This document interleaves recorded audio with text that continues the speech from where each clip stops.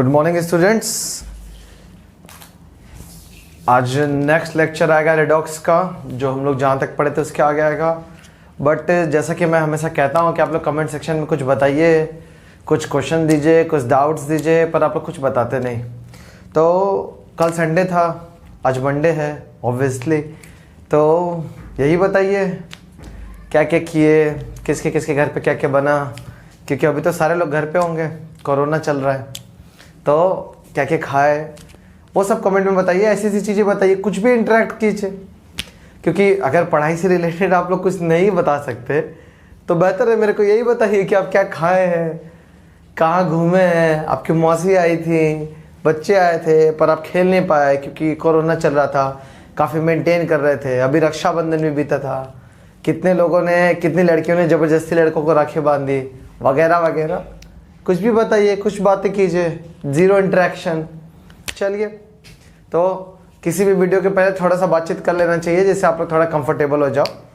अभी जो हम लोग पुराना डिस्कस किए थे उसमें मैंने बहुत सारा क्वेश्चन दिया था आपको रेडॉक्स के ऊपर, जिसमें मैंने बैलेंसिंग दिखा दिया था आपको, बेसिक में कैसे बैलेंस करेंगे और एसिडिक में कैसे बैलेंस करेंगे। ये दोनों चीज़ें हमने अपने पुराने 2 वीडियो में डिस्कस की हुई है। अगर आपको बैलेंसिंग में अभी भी प्रॉब्लम है तो आप आराम से कमेंट सेक्शन में पूछ सकते हैं या फिर आप मुझे मैसेज कर सकते हैं, तो हम लोग उसके थ्रू कनेक्ट कर सकते हैं, फर्स्ट थिंग। दूसरा, आप अपना प्रॉब्लम बताइए और जो चीज़ भी आप वीडियो में नहीं समझे वो भी पूछिए। बट अभी तक किसी ने पूछा नहीं, तो हो सकता है क्या पता मैं इतना अच्छा पढ़ा रहा हूँ कि किसी को डाउट ही नहीं हो रहा। ठीक है, तो ये मैंने खुद से अपनी तारीफ कर ली, पर कोई बात नहीं। ठीक है, तो किसी को कुछ डाउट नहीं आ रहा, पर मैं यही मान के चलूँगा कि आप सब समझ गए इसलिए डाउट नहीं आ रहा। मैं ये नहीं मानूंगा कि आप पढ़े ही नहीं, मैं अपने फ़ायदे की चीज़ मानता हूँ ना। चलिए, तो रेडॉक्स में अगर अभी हम नेक्स्ट अपने लेक्चर पे जाएंगे, नेक्स्ट टॉपिक पे जाएंगे, तो रेडॉक्स रिएक्शन सेम चीज़। ठीक है, redox reaction as the basis of titration. ठीक है, अब redox reaction as the basis of for titration. ठीक है, तो रिडॉक्स रिएक्शन अब हमें देखना है। रिडॉक्स रिएक्शन पे जब बैलेंसिंग सीख लिए, जब ये सीख लिए कि रिडॉक्स रिएक्शन में ऑक्सीडेशन क्या होता है, रिडक्शन क्या होता है, सारी चीज़ें जब सीख लिए, तो नेक्स्ट हमारा टाइट्रेशन पे आ जाता है कि टाइट्रेशन से हम कैसे इस चीज़ को लिंक करेंगे, टाइट्रेशन में रिडॉक्स का हमें क्या फ़ायदा हो सकता है। ठीक है, तो जैसे ही हम इस पे आते तो देखिए, रिडॉक्स में कभी भी reduction, oxidation, reducing agent, oxidizing agent, ये सारी चीज़ों पे बात करते हैं। तो टाइट्रेशन में जब हम जाएंगे, ठीक है, तो टाइट्रेशन में इंडिकेटर्स होते हैं। आप लोग अभी 11th में, जब आप 12th में जाएंगे तो आप लोग लैब में एक्सपेरिमेंट करेंगे, जिसमें पर मैग्नेट आयन के अंदर आप करेंगे एक झटके से देखेंगे कलर अपीयर हुआ, पिंक कलर अपीयर हुआ, तो वो सब टाइट्रेशन का ही पार्ट है। ठीक है, उसका अभी कैसे उस चीज़ को हम समझेंगे उसके लिए मैं आपको बताता हूँ। ठीक है, रिडॉक्स रिएक्शन में जो भी हमारा टाइट्रेशन है, ठीक है, उसमें strength of reduction, oxidator, redox sensitive indicators, कई सारे इंडिकेटर्स होते हैं जो बहुत अच्छे इंडिकेटर्स होते हैं।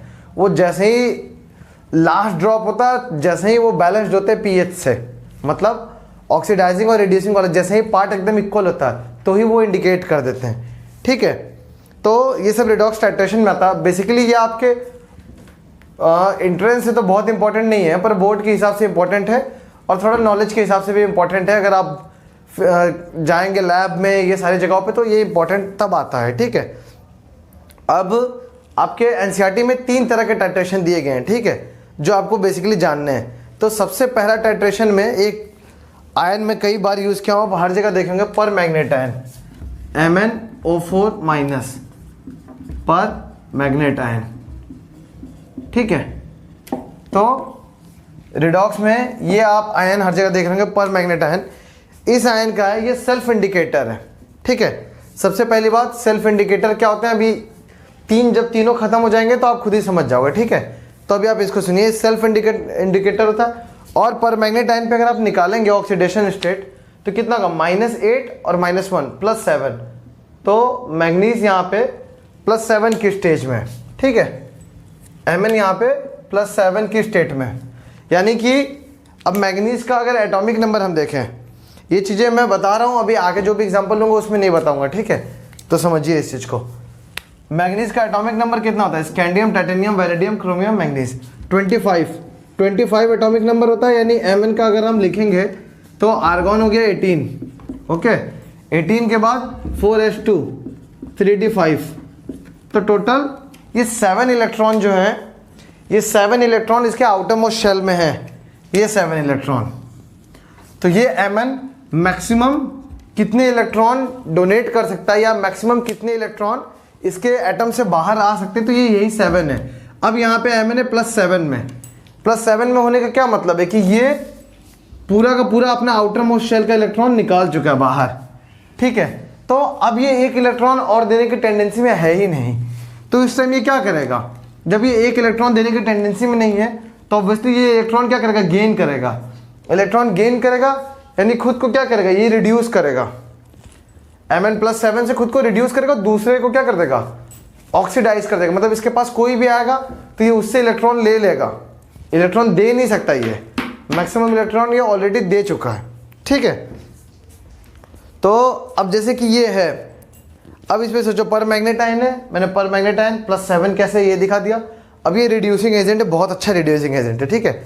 अब इसमें क्या होता है, विजिबिलिटी पॉइंट, अब ये इतना अच्छा है, इसको अगर हम इसके साथ डाल दें आयरन+2, आयरन+2 के साथ, या फिर ऑक्सिलेट आयन दिया C2O4 2-, इन दोनों के साथ आपके एनसीईआरटी दिया है कि the visibility and point in this case achieved after the last of the reductant.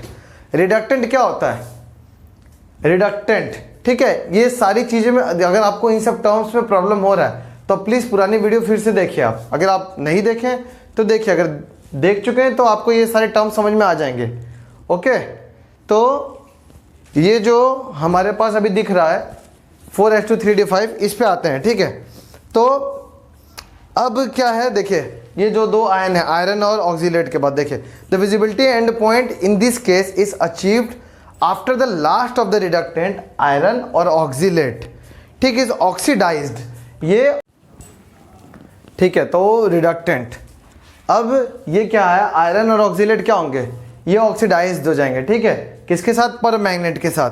तो एक टाइम आता है, द पॉइंट जिस जगह पे एक इक्विवेलेंट पॉइंट हम बोलते हैं कि ऑक्सीडेंट और रिडक्टेंट ये दोनों बराबर हो गया, यानी इलेक्ट्रॉन का जो एक ने इलेक्ट्रॉन गेन किया, एक ने लॉस किया, जब बराबर हो जाए उसी को हम बोलते हैं इक्विवेलेंस पॉइंट।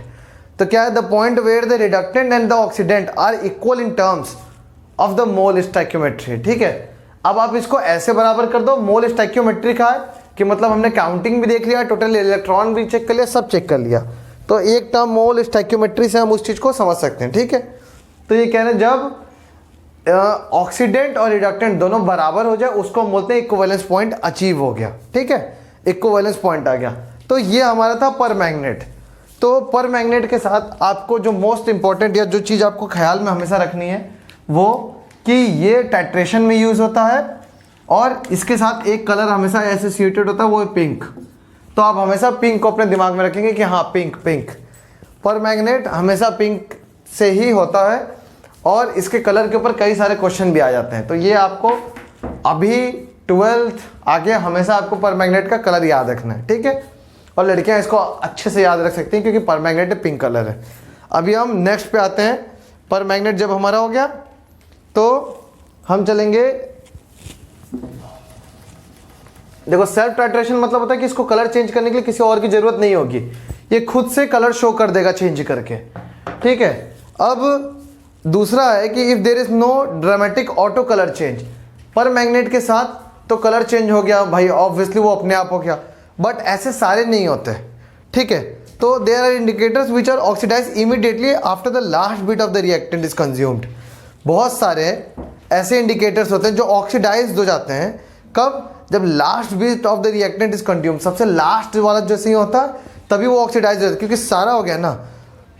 उसके बाद producing a dramatic colour change, the best example is chromate.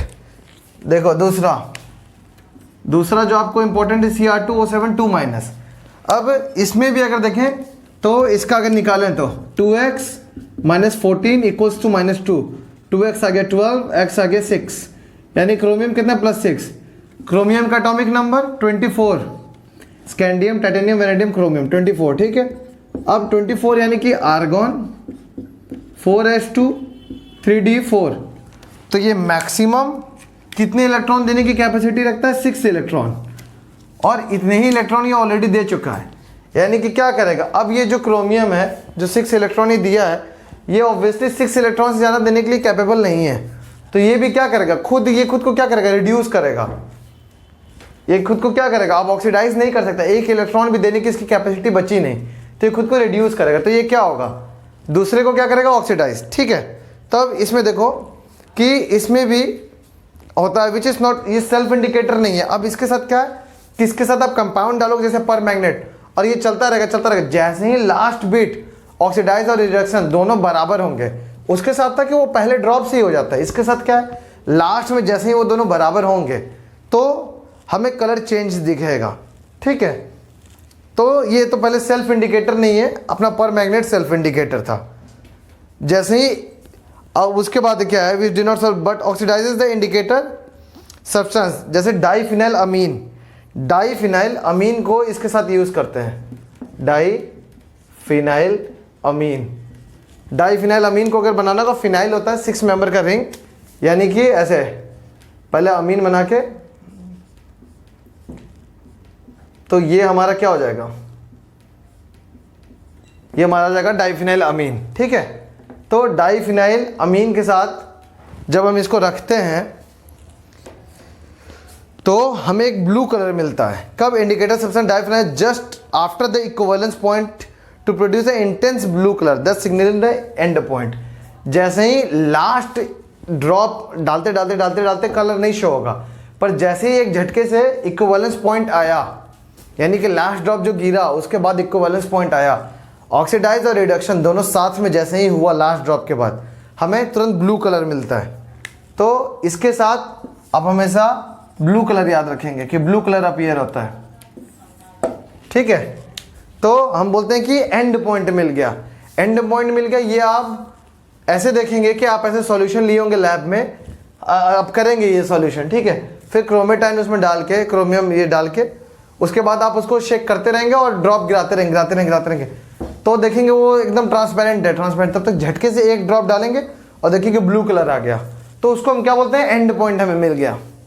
ये चीज़ें आप बहुत, हो सकता है आप अभी बहुत अच्छे से नहीं समझ रहे होंगे, ये सारी चीज़ें एक्सपेरिमेंट वाली हैं। जब आप लैब में करेंगे तो आपको बहुत ईजिली ये चीज़ समझ में आ जाएगा, क्योंकि 1 मिलीलीटर होगा, अब वो सबका नाम भी हमें नहीं याद है, एक अच्छा खासा होता है जिसमें मेजर किया होता है, सारा वॉल्यूम बना होता है ml में, तो आप ड्रॉप गिराते थे, जैसे ही रुकता आप रोक देते हैं, फिर कहते हैं इतना ml ये यूज़ हुआ इतने लीटर को ऑक्सीडाइज करने के लिए, तो आप बोलते हैं इक्विवेलेंट पॉइंट कैसा है, वो सारा कैलकुलेट करते हैं। ठीक है, तो सारा प्रैक्टिकल का चीज़ है, इसलिए हम जितना भी इसको ऐसे फील करा दें ये ऐसे फील होगा नहीं।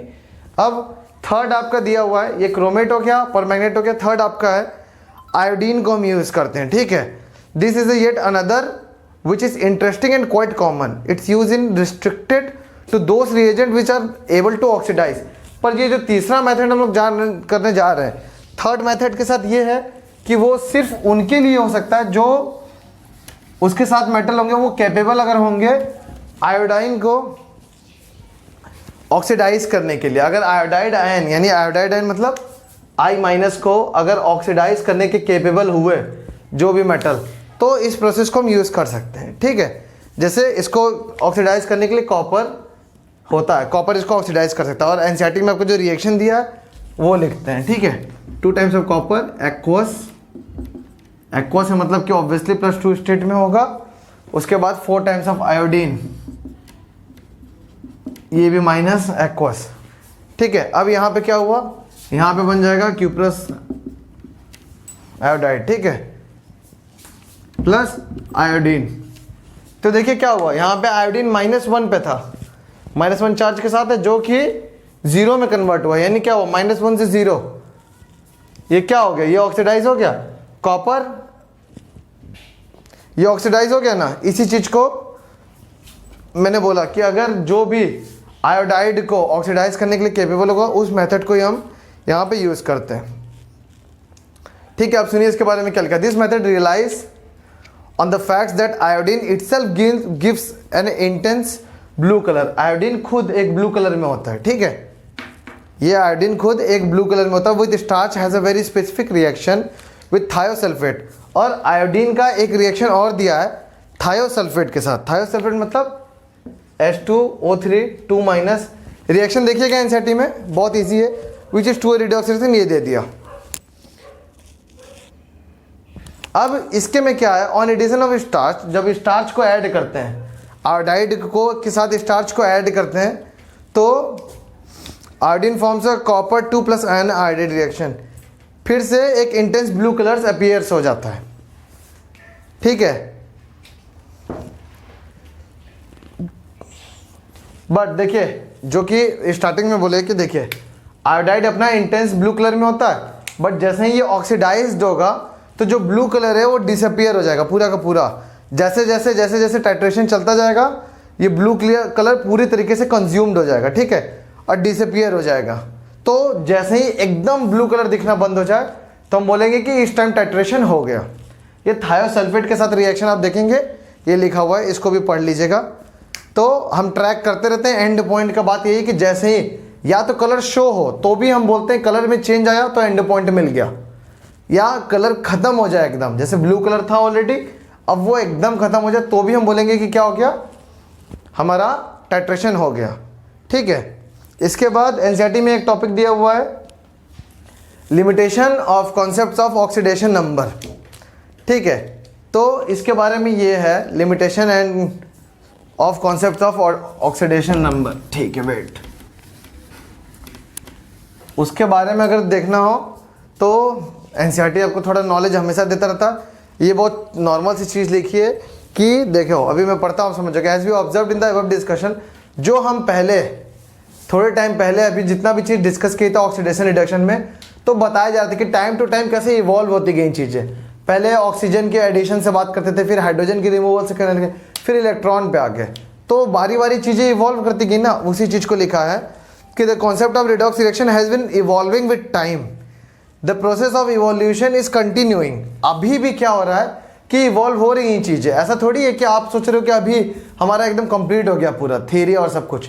अभी बहुत सारे ड्रॉबैक्स और सारी चीज़ें आती हैं जो प्रूफ नहीं हो पाती हैं, तो उस पर रिसर्च चलते रहते हैं। ठीक है, तो the process of evolution is continuing, अभी भी चला। In fact in recent pass oxidation number is visualize as decrease in electron density. अब सोचो ऑक्सीडेशन नंबर हम लोग कैसा अभी तक जान रहे थे, क्या एडिशन ऑफ ऑक्सीजन हुआ, ऑक्सीडेशन हुआ, रिमूवल ऑफ हाइड्रोजन हुआ, ऑक्सीडेशन हुआ, ओके, फिर उसके बाद रिमूवल ऑफ इलेक्ट्रॉन हुआ और वो भी अपना ऑक्सीडेशन हुआ। बट अब क्या ऑक्सीडेशन का नया आया कि decrease in electron density. Electron density यानी किसी भी एटम पे अगर इलेक्ट्रॉन डेंसिटी घट जाए तो भी हम क्या बोलते हैं, ऑक्सीडेशन हो गया। इलेक्ट्रॉन डेंसिटी घटने का मतलब है कि केमिकल बॉन्डिंग में इसको समझेंगे ज़्यादा अच्छे से, अभी समझने कोई मतलब। ठीक है, और रिडक्शन क्या है कि इंक्रीज इन इलेक्ट्रॉन डेंसिटी, अगर एक डिक्रीज है तो ऑब्वियसली एक इंक्रीज होगा। तो ये सारी चीज़ें चलती है, फालतू का एक दिया। अब redox reaction and electrode process, redox reaction and electrode processes. ठीक है, तो रिडॉक्स रिएक्शन का इलेक्ट्रोड प्रोसेसेस पे क्या है ये हम लोग अभी जा रहे डिस्कस करने। तो इसके लिए एक आपके पास इसमें 3-4 टर्म्स आएंगे जो मैं लाइन बाय लाइन तो नहीं बताऊंगा, जल्दी से बताऊंगा। वो 3-4 टर्म्स क्या हैं, जिंक और कॉपर का हम लोगों ने बड़े अच्छे से देखा था कि जिंक और कॉपर के बीच में क्या रिएक्शन होता है, जिंक और कॉपर सॉल्यूशन कैसे रखते हैं। तो इस वाले में जो इलेक्ट्रोड प्रोसेसेस है इसमें बेसिकली हम लोग एक सेल का जनरेशन कर देंगे जिसको हम बोलते हैं डैनियल सेल। अब डैनियल सेल की स्पेलिंग सैड,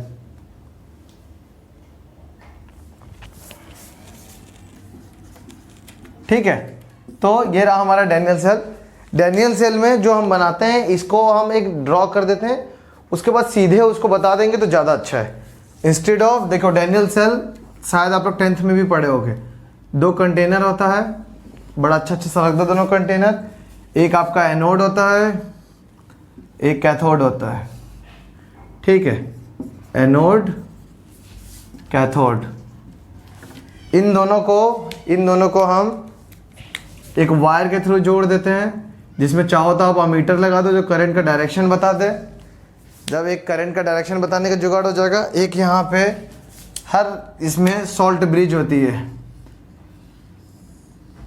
ठीक है, इसको कहते हैं सॉल्ट ब्रिज। एनसीईआरटी देखना पक्का, इस उम्मीद पे मत रहना, पर ये जो इसमें काम की चीज़ें मैं आपको सब बता रहा हूँ। ठीक है, अब इसमें आप डाल देंगे जिंक, जो कि Zn+2 +2 इलेक्ट्रॉन। ठीक है, इसमें डाल देंगे कॉपर +2 इलेक्ट्रॉन गिव्स कॉपर। ये जिंक का रॉड होगा, ये कॉपर का रॉड होगा, ये सॉल्यूशन जिंक का होगा, ये कॉपर का सॉल्यूशन होगा। चलो, ये जिंक का सॉल्यूशन है एक्वस, और ये कॉपर का सॉल्यूशन है।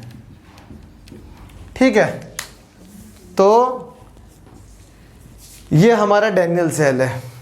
अब डैनियल सेल में बेसिकली होता क्या, देखो दो कंटेनर होता है जिसमें जिंक रॉड को डिप करते हैं और कॉपर रॉड को डिप करते हैं, दोनों को एक वायर के थ्रू कनेक्ट करते हैं। अब वायर के बीच में अमीटर लगा देते हैं ताकि डायरेक्शन करंट का हमें पता चल जाए।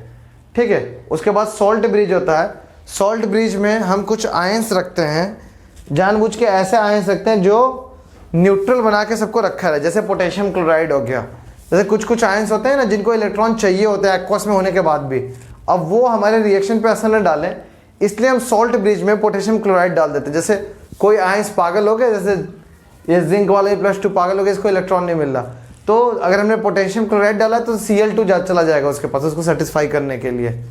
ठीक है, तो हम इसको डालते हैं। अब इनमें जो जो चीज़ें हैं, जैसे इसमें रिडॉक्स कपल किसको बोलते हैं, अगर आप किसी चीज़ों को ऐसे दिखाओ, ऐसे कि Zn+2 से Zn गया, कॉपर +2 से कॉपर गया। देखो ये हमारा दिखाने का जो तरीका है, रिड्यूस फॉर्म में हम इसको दिखाते हैं कि कोई चीज़ +2 से 0 गया, रिड्यूस गया, जिसमें ये वाले एक स्लैश का यूज़ करते हैं, इस साइन का। ठीक है, इसको आप और अच्छे से देखिए, ऐसे अगर आप इस तरह कर देंगे, ये एक रिड्यूस फॉर्म में दिखा दिया गया। अब इन दोनों को अगर जिंक और कॉपर, इन दोनों को अगर हम साथ में रखते हैं और लिखते हैं, तो इन्हीं दोनों टर्म को हम क्या बोलते हैं, रिडॉक्स कपल, कि ये क्या है, रिडॉक्स कपल है। ठीक है, तो रिडॉक्स कपल के बारे में तो इतना ही है, कुछ खास है नहीं। इसके साथ और भी टर्म्स हैं जो शायद आप लोग कहीं पढ़ो तो आपको लगे कि बाप रे क्या चीज़ बता दिया। अब ये जो डैनियल सेल हम बनाया है, इसमें काम की चीज़ें क्या है, देखो, the transfer of electron now does not take place directly from zinc to copper. अब जो ये ट्रांसफर ऑफ इलेक्ट्रॉन है, यहाँ पे हम एक स्विच भी लगा सकते हैं ना, यहाँ पे हम स्विच लगा देते हैं, मान लो ये रहा स्विच। ठीक है, तो अब यहाँ पे जो ट्रांसफर ऑफ इलेक्ट्रॉन होगा जिंक टू कॉपर, वो डायरेक्टली नहीं हो सकता जब वो हमारे कंट्रोल पे है। अगर हमने स्विच बंद किया तो ये कनेक्शन कंप्लीट हो जाएगा, तो जिंक और कॉपर के बीच में इलेक्ट्रॉन का ट्रांसफर स्टार्ट हो जाएगा, बट अभी नहीं। ठीक है, तो अब इसके देखते हैं, the transfer of electron does not take place directly from zinc to copper 2+, but through the metallic wire connecting the two rods, through the metallic wire connecting the two rods, जो ये दो रॉड्स को connect किए metallic wire. ठीक है, as two rods as in apparent from arrow show indicates the flow of current.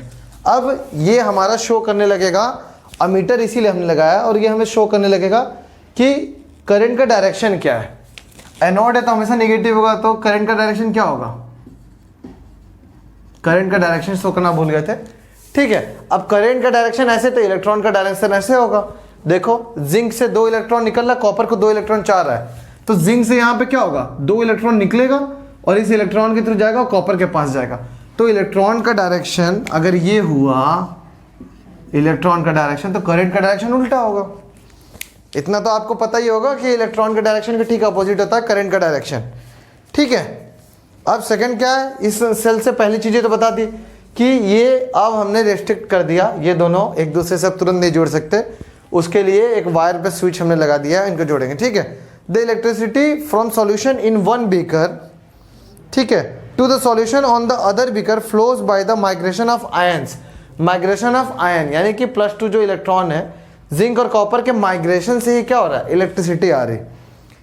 ठीक है, अब हो गया थ्रू द सॉल्ट ब्रिज। अभी अपना सॉल्ट ब्रिज भी है।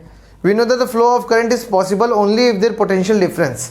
ओके, तो देखो अब इस जगह पे हमारा फ्लो ऑफ करंट दिख गया और इतना सारे लोग जानते हो कि करंट तभी फ्लो करता है जब पोटेंशियल का डिफरेंस होता है। कोई भी जगह अगर पोटेंशियल डिफरेंस जीरो, अगर आप ऐसे क्वेश्चन किए होगे 10th में इलेक्ट्रिसिटी में कि अगर हमने किसी भी जगह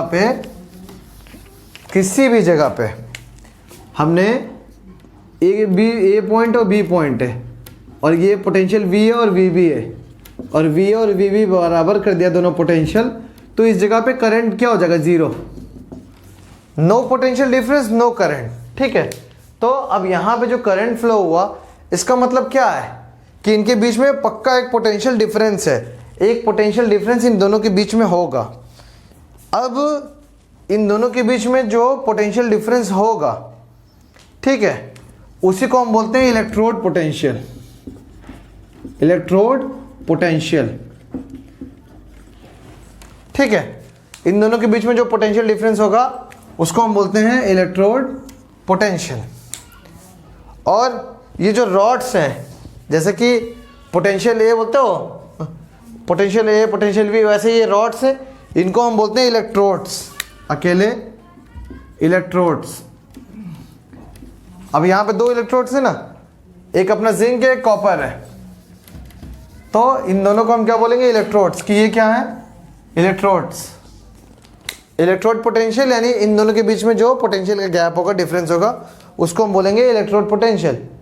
अब सोचो, हर चीज़ के बीच में इलेक्ट्रोड पोटेंशियल है, हर कुछ है, बट कुछ तो हम स्टैंडर्ड लेके चलेंगे ना। तो अगर हम अपने रूम टेम्परेचर यानी 298 केल्विन पे, और एक स्टैंडर्ड इलेक्ट्रोड पोटेंशियल होता है, यानी कि सुनो, इसको हमने एक सॉल्यूशन में रखा, अगर इसका कॉन्सेंट्रेशन 1 हो, तो जो इनके बीच में पोटेंशियल डिफरेंस आएगा या जो भी आएगा इलेक्ट्रोड पोटेंशियल, उसको हम बोलते हैं स्टैंडर्ड इलेक्ट्रोड पोटेंशियल।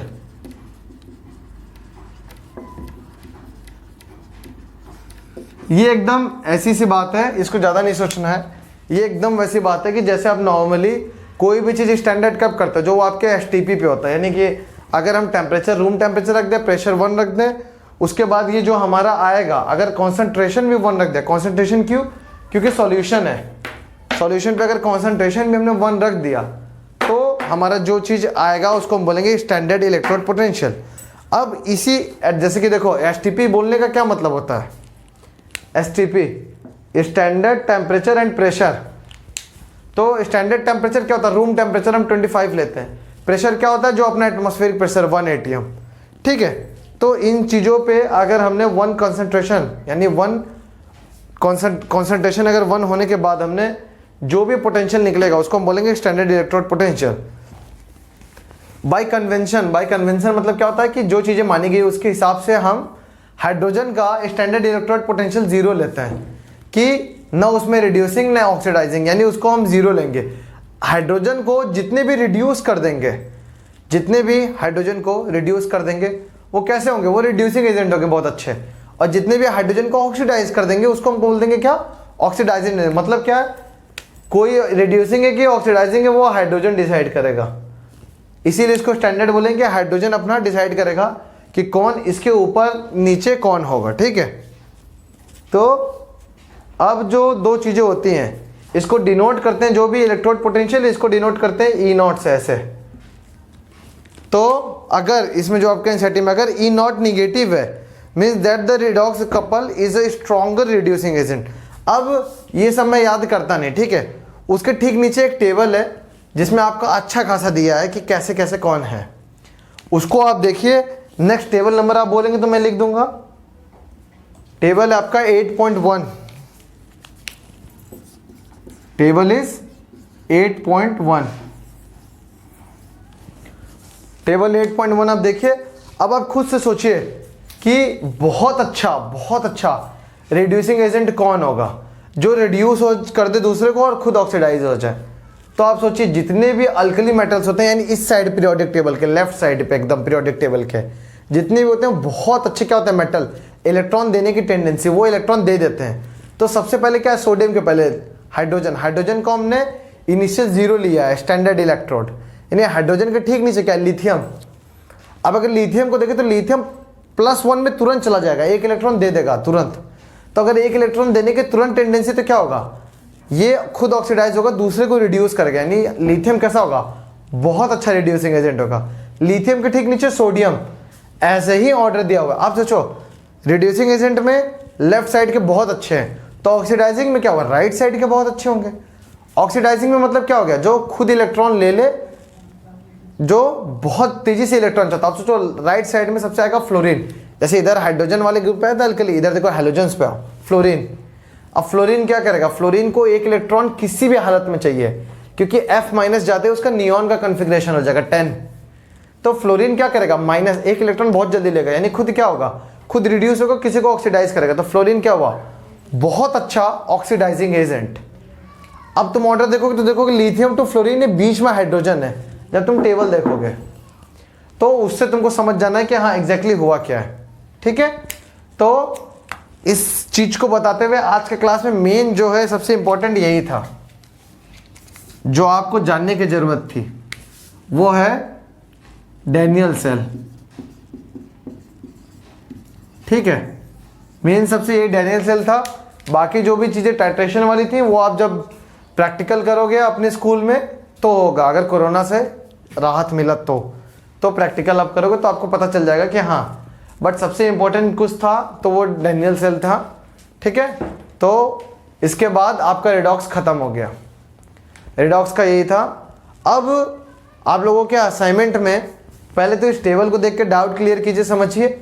दूसरा, हमको कम से कम 2 से 3 क्वेश्चन आप लोग करके दिखाइए एसिडिक में और बेसिक में।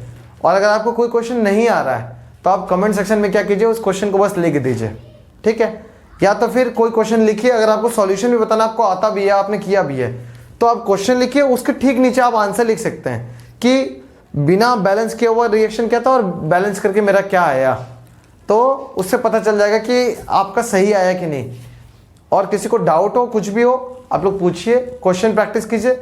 रिडॉक्स में ये सारी चीज़ों से तो उतना नहीं आता, डैनियल सेल और सेल के बारे में आप बहुत अच्छे से पढ़ेंगे, 12th अभी पूरा बचा है। पर रिडॉक्स आप दोबारा नहीं पढ़ेंगे, ऑक्सीडेशन रिडक्शन वो आप यहीं पढ़ेंगे। तो बेहतर है कि उसको पढ़िए, समझिए, डाउट्स क्लियर कीजिए। और ऑब्वियसली इतने लास्ट तक तो जो बचा होगा वो ऑब्वियसली मेरे चैनल को देख रहा है, समझ रहा है, कुछ सीखने की कोशिश कर रहा है, तो ठीक है, सब्सक्राइब कीजिए। Thank you. और जो लोग क्लास के हैं वो प्लीज़ इसको पढ़ें, समझें। तो आज के लिए बस इतना ही है। Thank you.